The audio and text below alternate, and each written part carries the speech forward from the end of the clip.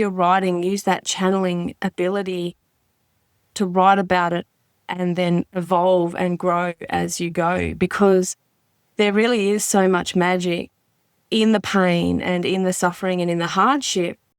And so just stepping away, just step away. I cannot tell you how many times I've thought, I know it's there. I know, like, I can see it, I can feel it, but I can't quite get it onto the page. So I'll step away. Maybe I'll be in the middle of a shower or I'll be driving somewhere. It'll be in the most random times and it'll just be like, boom, and it drops in. And it happens every time. I step away, I stop thinking about it. All stories will birth, all stories will come earthside when they're ready. We're the conduits, we're the channels for these stories. They will come through when they're good and ready. Stories and Stanza is a podcast exploring creativity, resilience, and the transformative power of human stories. Through our 2 series, Between the Lines with creators and Fail With Me, focusing on wellness and life's challenges, we bring you authentic conversations with inspiring voices from around the world. If you are drawn to meaningful dialogue that both comforts and challenges, follow us on YouTube or any podcast platform. Hello everyone, and welcome to a new episode of Stories and Stanza, where I'm joined by Jo Worsfold today, who is a healer, channel, and author. Hi Jo, welcome to Stories and Stanza. Hello, thank you for having me. I'm very happy to be here talking to you. I always feel happy if I can connect with someone in nearby time zones. Otherwise, I am talking to someone either pretty late during the day or pretty early. So that becomes a little bit of a rush. So today I feel that we have both had our day. We are in the same time zone, so we have similar energy to go into the podcast with. Thank you for joining me today. For anyone who has not listened to Stories and Stanza before, I started this talk show based on my interest of connecting with other writers and my curiosity in the wellness, emotional intelligence space. I created 2 separate segments. One is called Between the Lines, where I speak to writers about their craft, their preparation, their creativity challenges. And the other aspect is called Fail With Me. The reason for calling it Fail With Me is to understand why or how we should look at our failures and what they are telling us. And that is contextual to a number of things in our day-to-day lives: mental health, well-being, EQ, our energy, our relationships, our career. And over last 2 years, I have had fantastic feedback from my guests in both segments. And today, Jo, I'm really happy that today we will be connecting both segments in a way. We are going to talk about creativity. We are going to talk about wellness and energy and EQ aspects. And we'll see how that unfolds through our conversation. So to get started, would you like to tell our audience a little bit about yourself? Sure. So I'm in Tasmania. I was born and raised here. Spent about 10 years in Western Australia, and I found myself stuck in the grind of life, I guess you could say. Got married and had a couple of kids, and life on the outside looked good, everything. There was no reason for me to not feel whole or complete because I was happily married with our kids, but there was something missing. And so in my 30s, that was kind of the start for me of finding myself, I guess you could say. So I went down the spiritual path and started asking, wondering, feeling into what is spirituality, how can I heal myself, how can I feel like I have a purpose, can I connect to my purpose? And over the last 10 years or so, I've just been on that journey of finding who I am, and along the way I've realised that I have quite a unique healing gift in that I call myself a healing channel. So I channel healing energy through me for people. I channel communications, messages, insight. I channel words when I'm writing because I'm a writer and author as well. And very recently, I've kind of rolled the whole thing into, because before I was helping everybody, which was amazing, but it's just been this year that I've realised that the people I seem to help the most and the people who are most drawn to me are the creatives, the writers and the poets and the wordsmiths. So that has been my focus this year, helping more creative people to find their own way. And I wrote a book in 2019. And I love writing short stories and poetry. I've lots of fun little projects on the go at any given time. So yeah, that's me in a nutshell. Thank you. It looks very interesting journey. I am a published poet myself, but I used to channel my inner anguish or frustration or suffering into words for a very long time. That used to be my go-to coping mechanism. As I understood, there were people around me who, my writer friends, they also had a similar path. So they had a similar vibe about them that there are all these problems, and the only way we can look at the brighter side is when we create some. Gradually, as I understood myself, as I understood my struggles, and I understood my healing path, I realized I no longer need to write from a place of suffering. I can write from a place of peace and calmness, and I can write whatever I want to write. It doesn't have to be like a balancing scale that you have your pain and suffering on one side and then you have your joy from creativity on the other side. It doesn't have to be balanced. It has to be a peaceful coexistence, let's say. So the first thing I want to hear from you, you can tell about your journey and you can talk through your ideas as well. That why do a lot of people write from pain? And why do they not see through this that they can be more objective about their writing? What is your personal take? If you'd like to share any story of your own, please feel free to. Yeah, of course. That's a great question. I think opening ourselves up to channel any emotion, any good or bad, because I personally believe that there's a lot of healing even when we're channeling the pain and the hardships. I see it as a catalyst, as an opportunity for healing. And so I don't see that as necessarily a bad thing when people are writing about their pain and their struggles and their trauma. What I do find, though, is if people get stuck in that, so I think when you were talking about finding the balance, for me, that balance is very much about being authentic with your writing and channeling what's coming through you. So if it's pain and you let it move through you. But if you're in that space and you're channeling and you're kind of staying in it organically, it changes.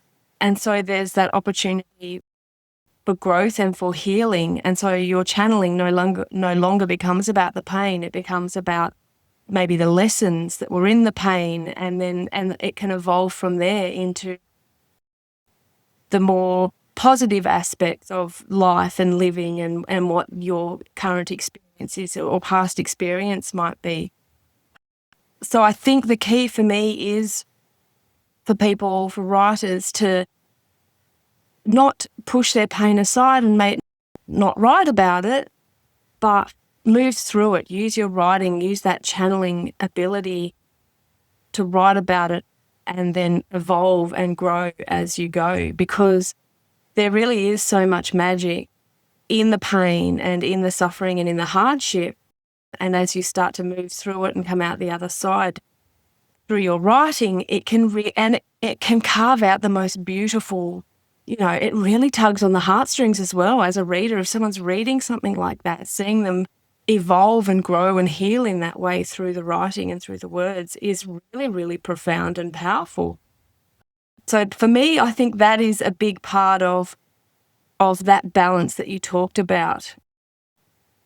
And, you know, for me, journaling, so I do a lot of personal journaling, private journaling. And years ago, my journaling was all about hardships. Like, I just wanted to get it out. I just wanted to get it out of me. So I was just, the words were just flowing and they were heavy and they were hard. And I kind of, you know, you kind of get in a habit or a routine, I guess, or a pattern where you kind of stay in that and you just keep going over and over. And if I look back on that writing, you can see so obviously how I was stuck in it. I wasn't giving myself the grace and the space to evolve and grow through that. And then as I healed in other ways and sort of started to grow myself, my writing started to change. So I was still writing about the hard stuff, but yeah, it wasn't staying there. It was evolving. And I think writing's a really powerful healing tool. We can use it to heal the trauma and the pain and the suffering and the hardship. It can help us to find clarity, and it can literally help us to come out the other side of whatever we're going through. You mentioned the creators have this immediate connection with you, and you feel that the realm of writing speaks to you deeply. And if you see people who need to heal, who need to overcome their personal challenges, now, not everyone is a writer, but we are saying that writing is a very good tool. But then there are people who struggle to express. They cannot find the words they want to say. And then some people can be very secluded, very reclusive when it comes to their writing. So how do we deal with this discomfort? Everyone may not be creative, but how do we use writing in a way that it makes our heart lighter and we can get the best of ourselves through this process of healing? I think writing is it's creativity. It's creative. And there's so many different ways to be creative. And my advice to a lot of people is often, if writing isn't your thing, how about speaking? I know a lot of people that they can talk and talk and talk, you know, they're never short on words. They might not be able to quite put pen to paper just yet, but they can talk, they can communicate. And so there's lots of different ways to express through words. It doesn't have to be the written word, you know, spoken word is equally as powerful. And another thing that I really love is songs, like song lyrics. Like if people are, you know, struggling to put pen to paper, listen to some song lyrics, listen to the songs, listen to the words, feel the words, because the more you find other ways to play with words and connect with words that aren't your typical sit down and read a book type thing, I've found the more that starts to open people up. And honestly, if words aren't your thing, I'm a big believer that we are all creative, every single one of us, even those of us who say we don't have a creative bone in our body. I believe that we are all creative in our own unique way, even if it just comes down to how we put ourselves together in the morning before we head out for the day. There's creativity in that. How we assemble our plate of food when we're dishing our food up for a meal. How we decorate our house. There's lots of everyday, mundane ways to be creative, but then there's also the artistic ways to be creative as well. So if words aren't your thing, you know, that's okay. I know a lot of people that love to read. They love reading all sorts of books, all sorts of poetry, anything and everything, but they say that they can't write. And sometimes in that instance, I think it comes down to, you know, some personal blocks. And I think we get caught up in the notion of it needing to be good or needing it to be right or needing it to be perfect in some way, you know, this perfectly curated piece of writing, that we put this pressure on ourselves when literally I've had times where for me, I've not really knowing what I've wanted to write or what I've wanted to say. So I've just sat down with a big notepad and I've just scribbled a whole heap of words. There's no sentences in it. It's just words. Whatever word comes to me, I just write it down. And then I look back on my page, this big page that I've just got all these random words scrawled all over it. And I can start to see, there's a pattern, or there's a theme, or there's a beautiful word that I hadn't said for a really long time, or a word that I didn't really know that I knew. Do you know what I mean? So I think sometimes if we can get out of our own way and trust that it doesn't have to be perfect, we're doing this for us. And if we choose to share it with someone else or thousands or millions of other people, then so be it. But I think, if we're doing this for ourselves, to take that the perfectionism away and the pressure away, anything can happen. The whole concept of perfectionism and where it is rooted and how it limits us from realizing our potential, that is such an important topic, especially for writers in other sphere of life as well. How do you suggest someone who is stuck in that loop, how do someone break free from that? I think play. For me, if we're getting stuck with something, we're getting too up in our head with it. And one of the big things that I loved, when I'm talking about creativity and writing and spirituality and all those sort of wonderful things that I love the most, the other factor that I always kind of lean into and come back to is the play element, curiosity and play.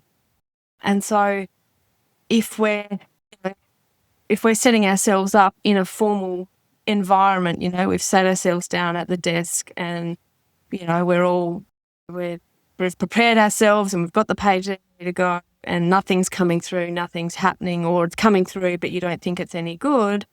How can you change things up a bit? How can you bring a play element of some kind back into your writing? And that's where, having fun with words, like what I just described, just scrawling words on a page and doodling and just having some fun with it. Even something is really random, but something like doing a word puzzle or something, that it's bringing that element of play back into your connection to words, your relationship with words. And I think a lot of people, they don't think about it from that way. As writers, we have a literal relationship with words and with the energy of words and with the essence of words. And so if we're taking it all a little bit too seriously, as with any relationship, how can you bring some fun and some play and some lightness back into it? That would probably be my go-to there. That is so important. Yes, I see a lot of writing techniques. You have to force your way to overcome your writer's block. But what you said makes so much more sense to me. I used to do that quite a lot. I write something, say, nah, this is not good. I'll write it again. And then at some stage, it stuck with me that it's never going to be perfect. But it is perfect for when I created it. So it's a never-ending process, but it stops when I want it to stop. So all those other elements, that makes it more human, that makes it more authentic. And I think I became a better writer when that realization stuck with me. And sometimes I find just putting it down and walking away, you could be, I think that's when, as channels, when we're channeling ideas and thoughts and energy and stories and all the things, that connection, that line can get stagnant or fuzzy or blocked in some way because we're trying too hard. And so just step away. I cannot tell you how many times I've thought, I know it's there. I know, I can see it, I can feel it, but I can't quite get it onto the page. So I'll step away. Maybe I'll be in the middle of a shower or I'll be driving somewhere. It'll be in the most random times and it'll just be like, boom, and it drops in. And it happens every time. I step away I stop thinking about it, I go and do something else, and then that inspiration and the connection opens back up again, and away we go. And, taking the pressure off ourselves, there's nothing wrong with, if we have gone a couple of weeks or a month even and we haven't written anything, it's okay. Like, unless you've got a really strict deadline, of course, then that adds extra pressure, which probably doesn't help the creative process much. But aside from that, there's nothing wrong with putting it down. When I was writing my book, I churned out the first little bit in a matter of weeks, and then it was a good year after that in the making. I would just, when I felt like it, I'd take myself away for a weekend and just write all weekend. And then I'd have a break. And when I felt the inspiration come back, I would sit down and I was so productive because I was doing it when I was in the zone and I was feeling that creativity and feeling the connection rather than sitting there trying to force it. So yeah, just taking a break and trust that it'll come through when it needs to. All stories will birth, all stories will come earthside when they're ready. We're the conduits, we're the channels for these stories. They will come through when they're good and ready.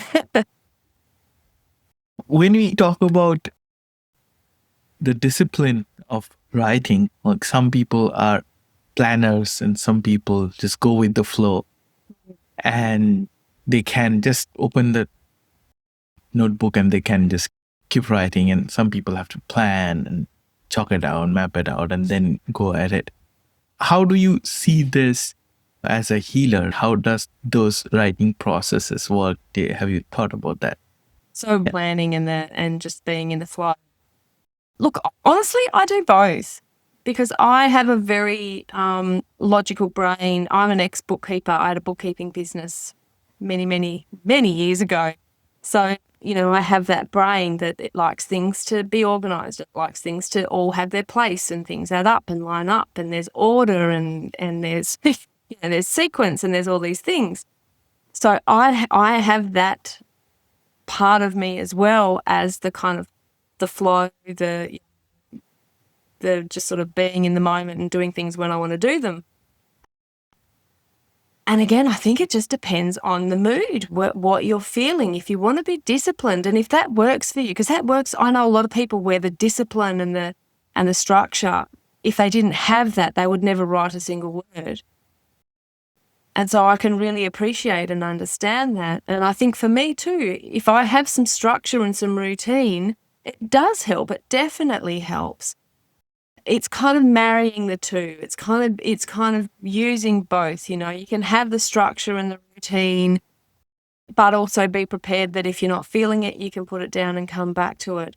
Or you're going to jump in outside of your scheduled writing time if you need to, and letting it flow organically. I think you can do both. I think they complement each other. I think they serve each other really well. Anyone who joins me on Stories and Stanza who is a writer, I always request them that would they like to read something they have written. It can be anything. And the reason why I do that is I feel every creative person have that creativity in their own voice somewhere. So what you have written, it comes to you in a specific voice. It might not be same when somebody else reads it. So I always request my guests, if they want to share something with the audience, up to you if you would like to tell us about your book and if you would like to share something from your... Yes, of course, I would love to. And thank you. Thank you for the invitation. That's really lovely. And I think everything that you've said is so true. When me especially, and I know a lot of writers are very similar, when we're writing, often it's not me. I'm not the one that's writing it. It's coming through me. I'm the conduit. I'm the channel, the words and stories and paragraphs, and it's all kind of coming through me. And so often, I've done it so many times with my book, I forget. Like, I literally forget what's in my book because a lot of it wasn't me. It came through me, but it's not me. So yeah, this is a really nice invitation for me to reconnect with my little book baby. So I was thinking about this earlier.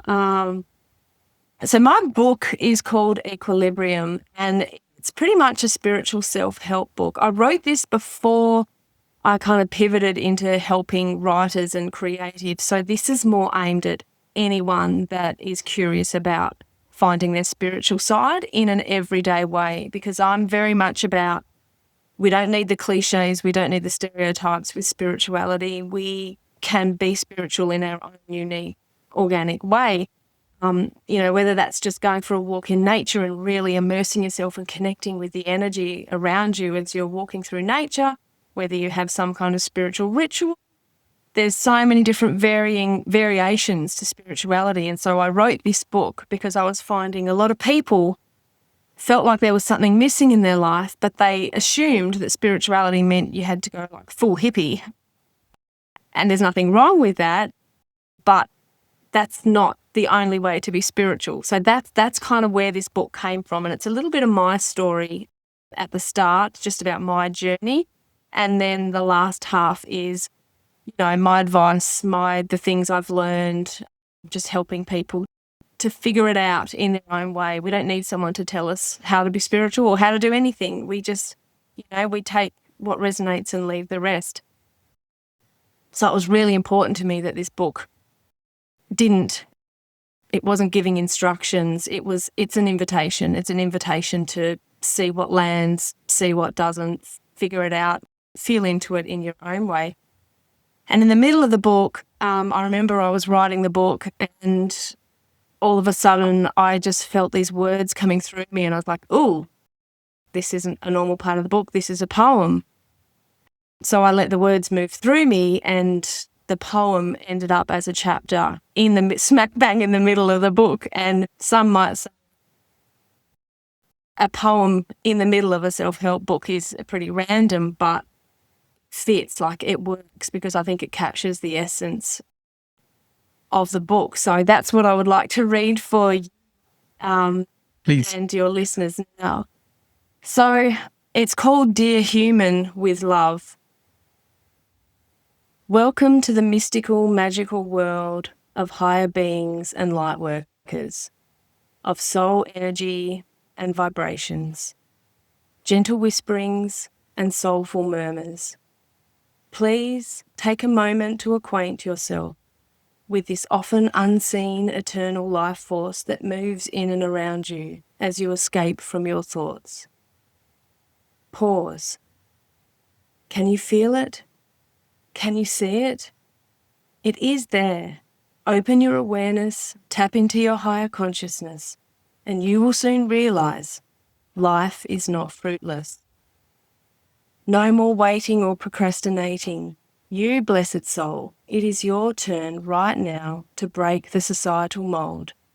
Embark on this journey and you will soon discover every human is but a speck in this grand old universe. You are, in fact, a luminescent fleck of light that shines oh so bright forevermore. Watch your worries melt away into the abyss that is life itself. Peace and true happiness are yours. Are you compelled? Be brave enough to cast your net of awareness wider, further than you ever dared before. For it is here, dear one, you will find the answers. What is the meaning of life? What is my purpose? The answer to that which you seek? Love. That is all, and that is enough. I am love, and I am everywhere. In the air that you breathe, in the sun and the moon, in the earth beneath your feet. Return to me.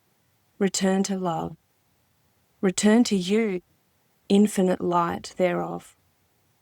Welcome home, whispers your soul. There is much to learn. Opportunities abound. Trust in me. Let go. That is amazing. It invites the listener into a beautiful world.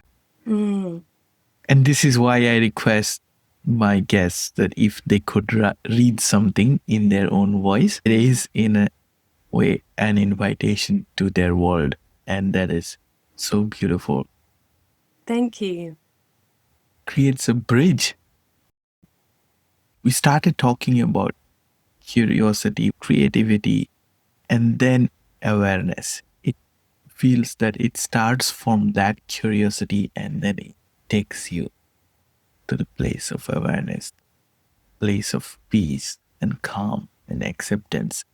I think that came out so deeply, so profoundly from your words. Thank you for sharing that. My pleasure. Thank you. I'm going to go read the whole thing again now. Thank you very much. That was wonderful. What it tells me uh, is that the place of awareness, place of clarity. It's such a simple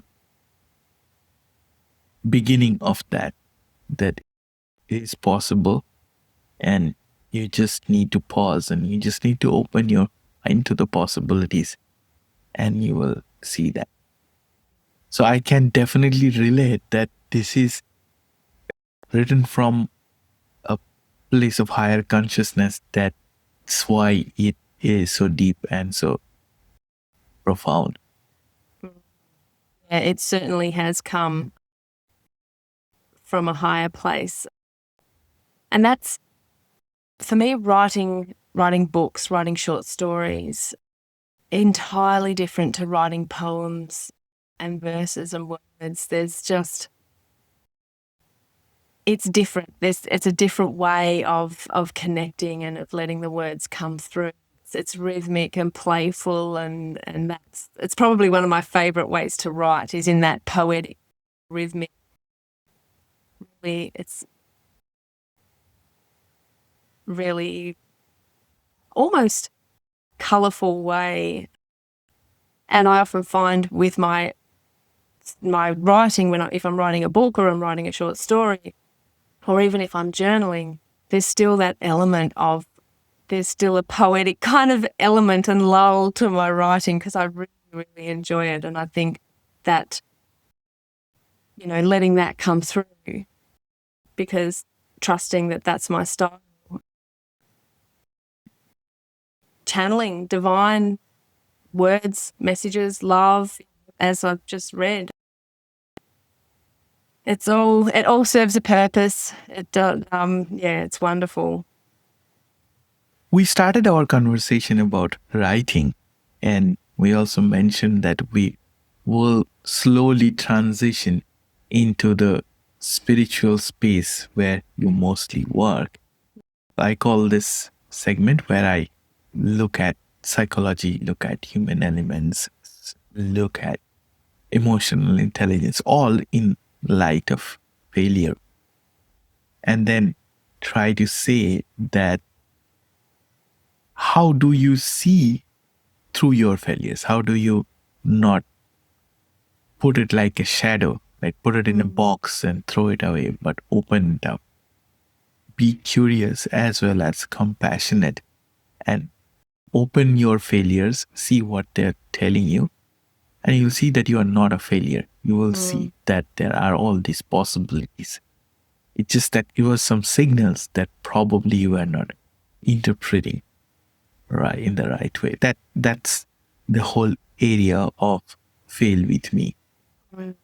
When you were reading the poem, what spoke to me very deeply is that compassion towards others as well as towards ourselves is very important when we are unpacking the failures. So for others in form of forgiveness maybe, and for ourselves in terms of self-love. And first thing I would like to hear from you is, how does that idea of fail with me sit with you, that we need to be objective about our failure and we need to open our mind to possibilities and maybe unlearn those boundaries, those shadows that we are putting around our failures, so that we can see through this and we can be totally self-aware? And again, you asked the most beautiful, thought-provoking questions. So thank you. You're amazing at what you do, holding space for other people. Thank you. For me, I'm a big as I said before, my mind likes to take charge, likes to control the situation, and it thinks it's helping. It's just trying to help, but it is often just getting in the way. And I think for me, the big game changer when I was feeling stuck in something was to come back to the roots of energetics, because it helped me to understand up here that it's not just the emotion or the memory or the experience or whatever it might be that is impacting us. It has energy. It has an energetic component to it. And that for me was a game changer. And it works for me every time. If I'm ever feeling like I'm in a weird space or a funky place, or my head's running away with all sorts of stories that aren't serving me in any way, I just remind myself, okay, what's the energy here? What is and we all feel energy, even if we don't think we do. We feel it. We all talk about the vibe in a room. You walk into a room and you pick up a vibe. You connect with a person, you pick up on a vibe. It's the same sort of thing. And so just taking a second to just tune into the energy of whatever it is we're dealing with. And it could be something as simple as how heavy does it feel? How light does it feel? How shaky? Does it feel like there's a bit of an earthquake going on? Does it feel like it's dragging me backwards? Does it feel like it's pushing me up and out of my body? Like there's so many different ways that energy impacts us. And so, I don't know if that's answered your question or not, sorry, but that was the first thing that kind of came to my mind was, okay, well, energetically, what is this? How does this feel energetically? Yes. If you're a visual person, what visuals come into your head when you think about the energy of it? So you can connect with it that way through visualization, and then you can start to almost separate yourself from it. You can create a bit of space and zoom out a little bit, and then you kind of feel like you're back in your power and you can navigate it accordingly. Yeah, it does. It reminded me of something one of my friends told me on my birthday, that it was last year, said that welcome to level 43 and the view gets better from here. And it just sat so well with me in all my life, all the birthday wishes I've ever got. This one is another level. What you're talking about, that energy, when you are struggling, you don't know where that energy is coming from. But the moment you open your eyes to the possibilities, then things start to become much, much clearer. I think it creates a shift straight away. Yes. It does for me, and for 99.9% of people who I suggest this to, it does for them as well. The second you go into that perspective of the energetics, you're literally shifting something as you do that. So before you've even done anything else with it, you've changed your perspective, and that can be just enough for you to figure it out.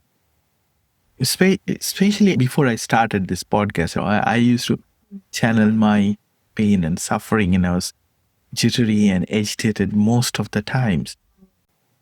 It was a very magical sort of turning point, attending a somatic workshop, and then just something opened my mind, and the healing started working in different levels, and I started understanding this is the heart I was keeping from something that is my perception, that is not reality. And then it started working through in layers.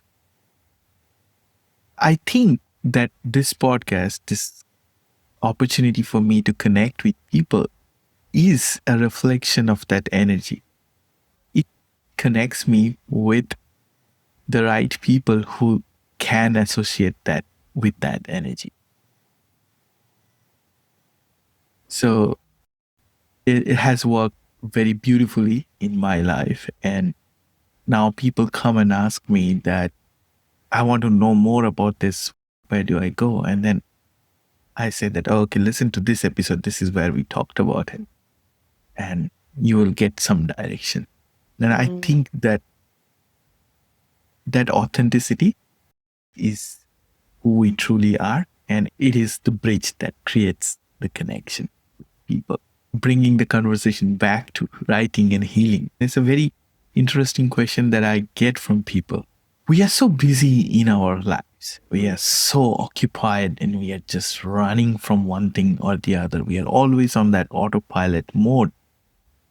Where is the time to heal and reflect and grow? Because we are doing the same thing over and over again. How does that healing, that energy that comes in a natural way so that we can be a better version of ourselves? To me, that is spirituality. Everything else around us in this world is noise. Spirituality is how we become a better version of us. It's not me versus you. It is always me versus me. Who I was yesterday and who I am today. Am I in very minuscule way a better version of myself? That is how I see spirituality. I want to hear from you is, if we are in that repetitive cycle, how do we come out of it? I think we have to, first and foremost, take ownership of our life, our situation, our willingness to change. Because I think if there are so many people that have good intentions and they want a better life and they want to be more connected and they want to be more creative or more successful or whatever it might be, but they're so busy looking outside of themselves. What's that person doing? What does that person say?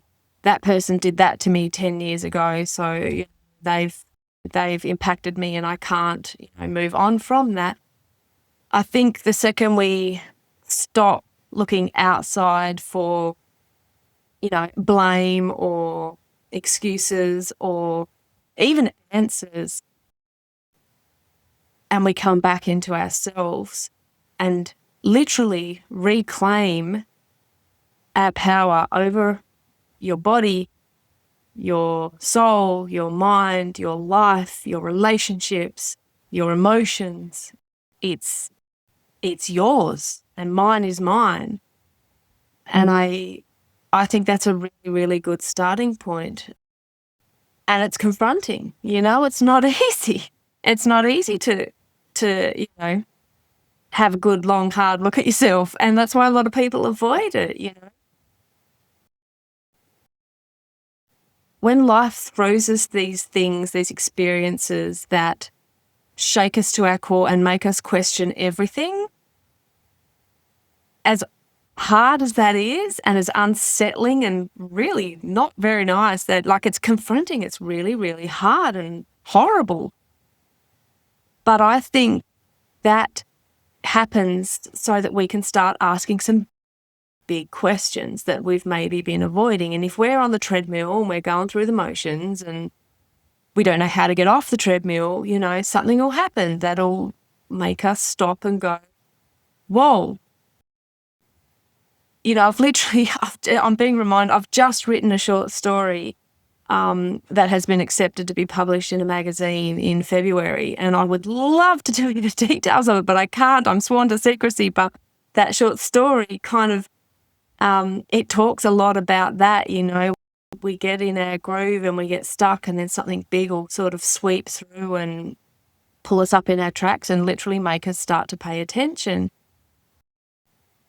And I think the second we give our power away, so the second we start saying, you fix me, or you give me the answer, or that's your fault, or that's their fault, or whatever it might be, we're literally giving our power away. And you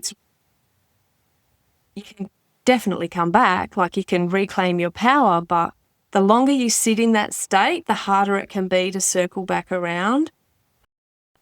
And I think having discernment, so, don't just take everything as gospel, because my way might not be your way, might not be someone else's way. We all have our own things that have worked and haven't worked. Some people meditate every day. Some people do make art of some kind every day.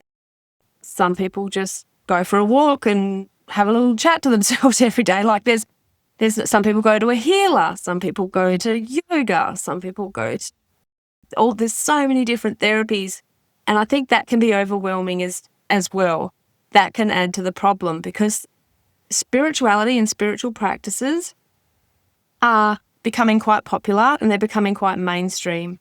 And so as that starts to happen, all of a sudden, all of these options are available to everyone. And it's like, well, what do I pick? Is that right or is that right? Do I need to go to a psychic, or do I need to go and sit in a meditation for half an hour? And so having the discernment, and again, it's staying in your power. Okay, well, what am I actually feeling drawn to? What's my intuition telling me? And so that's probably another good point that I would add is, how's your intuition right now? Does it feel pretty sharp? Do you feel like you're quite intuitive, or do you feel like you've disconnected from your intuition?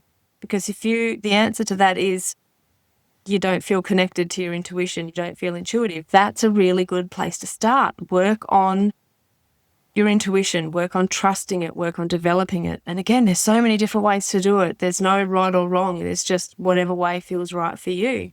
I think the more you develop your intuition and the more you reclaim your power and start taking ownership, you'll be able to make pivots and changes, being open to change. Oh my God, that's a huge one. A lot of people are like, oh, I really don't want to, I really want this, or I really don't want that, but they're not willing to make any changes. So I think that's another big one as well, being open to change, being willing to make change in your life, which again is not easy.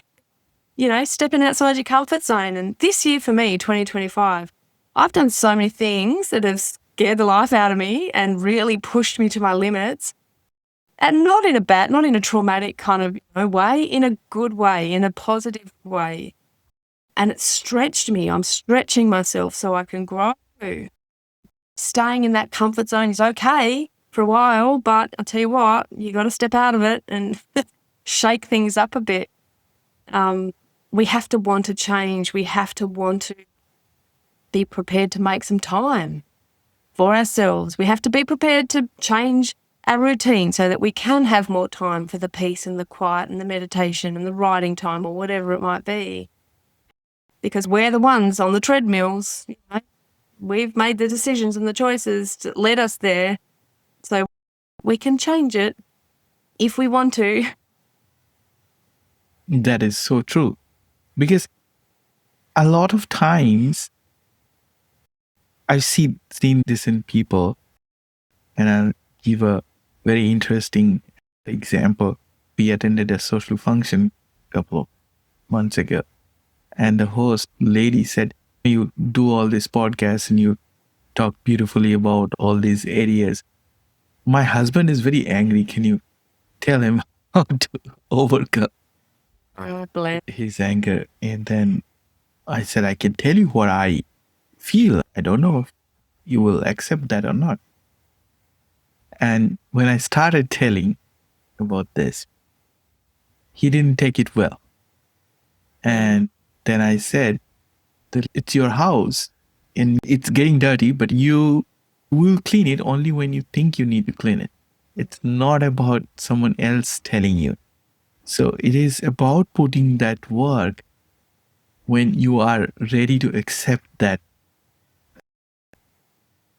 mess and then work through it. A lot of times I see people that they are not aware of what they are carrying, the weight. And absolutely. yes, which is why it is such a simple thing to work on, but yet a lot of times people don't see it. It's right there in front of their eyes, but they don't see it.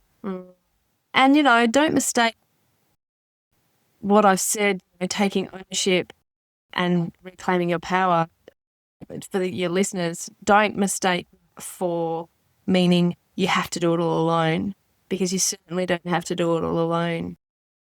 You have to make the first move. You have to be willing, be ready to make some changes and do the work and grow. But you don't have to do it alone. So lean into the resources, lean into the support, lean into the help. Again, what are you feeling drawn to? I think people's ability to trust, you can call it faith, you can call it trust, you can call it whatever you like, but I think people's ability to have some kind of faith or trust or belief in something has been squashed as well. And so that's another big part of it. What do you believe in? What matters? What matters to you? What's important to you?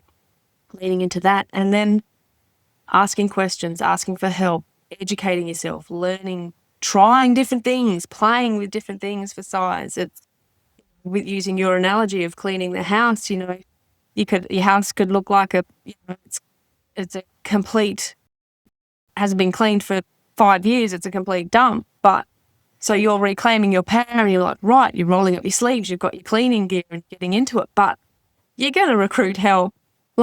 You know what I mean? You're going to bring in some helpers, and they'll roll up their sleeves and they'll be right there alongside you and they'll be helping you. But it has to start with you. We never have to do this alone. It's just being open to finding the right help, being willing to take some chances. Some things will fit, some things won't, and that's okay. You grow every single time you take a chance and try something a bit different. That is so beautiful and so important for us to understand. This is such a vast and interesting topic. You mentioned journaling, and journaling is such an important tool and such a simple one as well that's at our disposal. We just said that it use the resources. So I thought that we could conclude our conversation with journaling, and how can we use it to our advantage, as in make it more than what it is. I see our ego and our awareness can be very opposite ends of a spectrum. If we start opening our mind, we take those steps towards awareness. And this is a never-ending step. There is no such limit to building self-awareness. We talked about a lot of aspects of healing today, and I wanted to conclude with journaling because it's a very important tool, and I don't know if everyone sees it that way.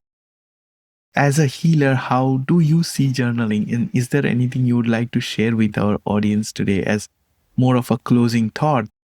I love that you've picked journaling, because journaling is one of my favorite things to do. It's one of my favorite tools, so much so that in my Stellar Journeys tribe, the writers and creatives in my tribe, after we've done a Stellar Journey, which is a channeled meditation that I do for people every week for the group, and I invite people after every Stellar Journey to journal on it. And I journal on it myself, and I journal if I'm doing any sort of personal growth work. One of the most powerful things I can do for myself is journal my way through it, just to document it down. I think a journal can be whatever you want it to be, and that's the beauty of it. It can be formal, it can be like a diary, dear diary, this happened today, that happened today, or it can just be like rambling thoughts that are rolling through and you just want to get them out. It can be storytelling. For me, there are no rules. I love that there are no rules with creativity. I love that, and some people would argue that there are rules and guidelines and this and that, but I'm all about breaking the rules. I'm all about doing things in whatever way you want to do them. And so same sort of thing with journaling. There are no rules. Just get yourself a nice notebook and a pen and write to your heart's content. Write what is speaking to you in the moment. If you've just sat and watched a beautiful sunset, why don't you just write a sentence or two about it, which probably will turn into a couple of pages, if you start to get in the flow and things start to evolve. So yeah, I'm a big advocate for journaling, and I think it's very, very healing. Our words have energy. They have an essence. They hold an essence.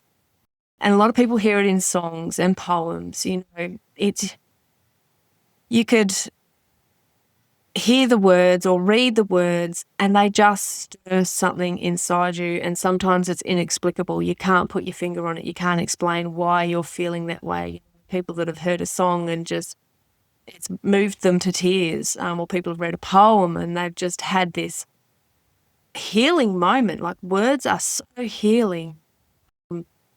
And so when you're journaling, I think if we're doing it with intention and purpose, it can be much more powerful. So again, we're coming back to what I was saying before about the energetics of life and of circumstances and events and situations. If we can come back to the energy or the essence of words, set the intention that you want to connect with the energy and the essence of your words as you're journaling, it can make it an entirely different experience. Like, I'm talking profound. And again, you might not understand it. There's been so many times where people have journaled in that really intentional way, and it's moved them so much that they've literally woken up the next day feeling like a different person, and they don't know why. They can't put their finger on it. So I think, again, we get out of our way. We trust that, okay, we're moving some stuff. Don't know what it is, but it's good because I'm feeling a bit better, feeling a bit lighter or whatever it might be. And I think the different ways to journal, like I used to handwrite in a journal, and I've got all my old journals. And that used to be my way. And for so long, I couldn't do it. I was stuck. I couldn't get back into the journaling, and I was getting so frustrated and I couldn't figure it out. So I'm a touch typer. So I got, back in high school, I was like the top of the class with the touch typing in the typing class. So I'm a very, very fluent touch typer. And I worked out that was my new way. So I put the journal and pen down and opened up my laptop, opened up a blank Word document and just started touch typing my way through. And that became my journaling experience. So now I have the digital journal and the physical journal. So there's lots of different ways that you can journal. You can do a verbal, like an audio journal. You can speak, like do voice notes, you know, speak your journal, speak your feelings, your words. Yeah, I think, and you know what, when I don't journal often, I feel it. I feel it helps me reflect, and I think self-reflection is one of the most powerful things we can do, because it pulls us up and makes us stop and either appreciate what we've got, we have the gratitude, or it can help us see, right, okay, well, that wasn't really right, or wasn't feeling good, I want to change that. Just reflection, that is a big part of, I think, a happy, healthy, fulfilled life, the ability to stop and pause and reflect.